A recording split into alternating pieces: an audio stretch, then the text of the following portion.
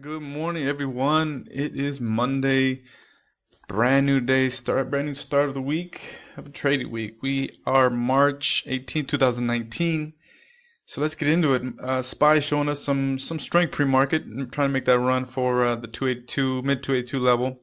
That's been getting it stopped out. Obviously, it's resistance for the past few days, last week. We'll see if it has another pullback today, but it's showing some strength pre-market, so let's keep a close eye on this and see if we have some stocks run with it. That being said, we have 8 stocks on watch going into the session.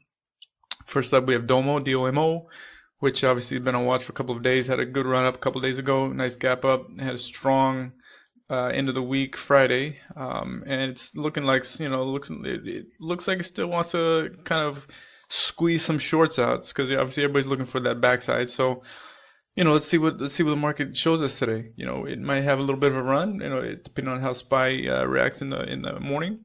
But let's just wait for this thing. If it gives us another opportunity, like it gave us that nice wedge pattern, and it just broke out strong on the 15th, it might give it to us for another one, day 3. So let's have a look at this, and if it does not, if it shows weakness, then let's catch the backside of it. So let's keep this on watch. Next up, GH. GH, you can see pre-market showing some weakness. It's put its high on the 15th, and it's been curling down ever since. Plenty of room to go. So I'd definitely like this to the downside. See if this thing keeps showing weakness throughout the day, and hopefully during the week might give us something to plenty of opportunities moving forward, not just today. So let's keep this on watch. DKS is another one that's showing some weakness. Had its gap down on the 12th. Try to make a little bit of a run 13th and 14th. It's closed at its low on the 15th, and pre-market's not really doing much, trading sideways, a couple shares here and there. But again, this thing, it's showing some more weakness going into the session. I'm gonna wait to see what the market tells us. Probably have a little bit of a dance above VWAP, and if it comes back down below VWAP, that's the entry point. So let's see if this thing fades out today. Next up, NGVT. NGVT, another one showing some weakness. Obviously had that gap up on the 11th.